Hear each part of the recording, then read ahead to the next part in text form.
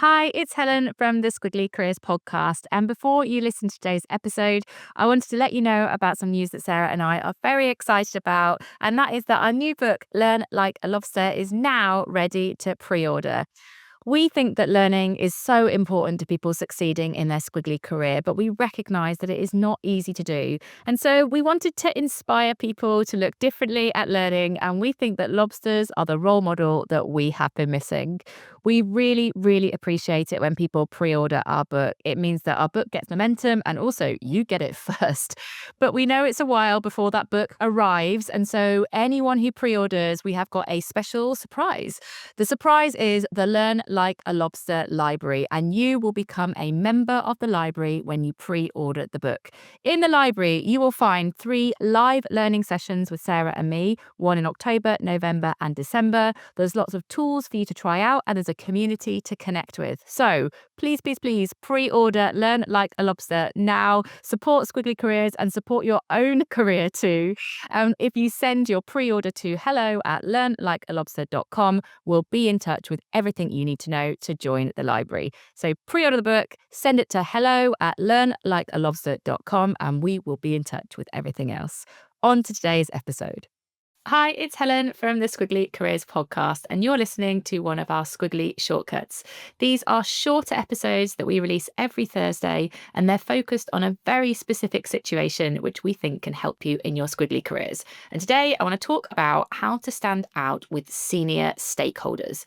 This could be your manager, it might be somebody else in the business who has influence over your impact. And there are some simple ways in which we can stand out more with these people that are going to have quite a significant impact on our career. So the first thing I guess to talk about is why. Why bother? Why do we need to put our effort into standing out with these people? Well, like it or not, people that tend to be more senior can offer us support.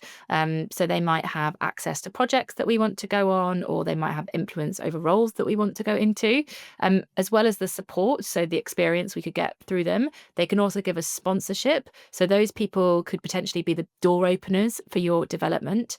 And also, they've probably done some things that you might want to do. So senior stakeholders are probably more experienced than you, and therefore they are brilliant people to learn from. So support, sponsorship, and learning are kind of pretty powerful payoffs from building better relationships with these people. But how do we do it? How do we stand out with these people so that we can start building better relationships? I've got 3 ideas which I would love you to start thinking about what this might look like for you.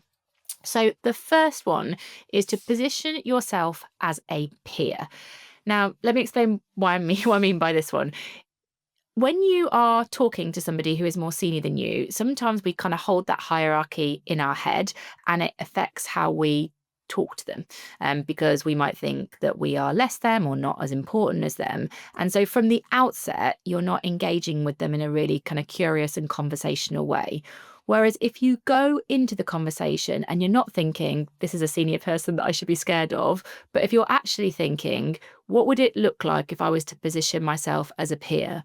What questions might I ask? How might this feel more conversational rather than I feel like I have to present and be perfect for this person? So whenever I'm doing this, and I have this all the time with people that come on the podcast and who I think are, they're really sort of senior stakeholders in the world of squiggly careers because of their research that they might have done, it's not really helpful for me to hold that in my head. So instead, I think position yourself as a peer. What questions do you ask? How do you demonstrate curiosity? How do you try and find points of connection? That's what works well for me. So that's the first one. Second idea for you is to go further with your follow-up. So, with a senior person, you might have some time with them and then you might send them an email afterwards and say, thanks for your time, really appreciate it, found it really useful. That's a follow-up, but if you want to stand out, I'd recommend you go further with your follow-up. So think about what could you share that might be useful for them. Show that you've done some work with their words. So if you've had a chat with them and they've given you an idea or they've shared an insight, think, how could I turn that into something that could be more useful? Could I create a quick presentation? Or could I experiment with something in AI and show them what I've generated?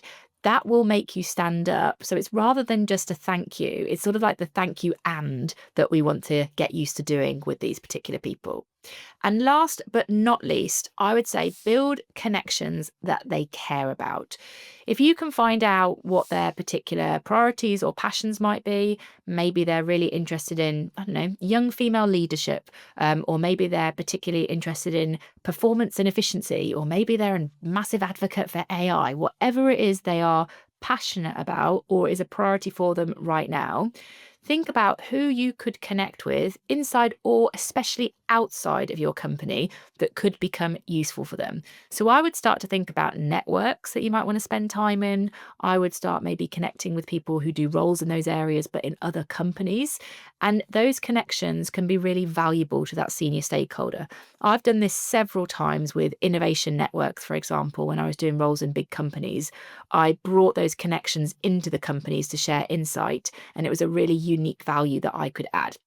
So, three different things that you can do to stand out to your senior stakeholders. First of all, position yourself as a peer. A lot of that is about your own reframing in those conversations. The second, go further with your follow up. Make sure you're adding value. Think thank you. And the third one, build some connections that they care about. If this is a topic that you would like to learn a bit more about, we've done a much longer episode on it. It's episode 334 of the Squiggly Careers podcast. So you can either just search for that on our website, amazingif.com, or we'll put the link in the show notes. Thanks a lot. We're back again soon.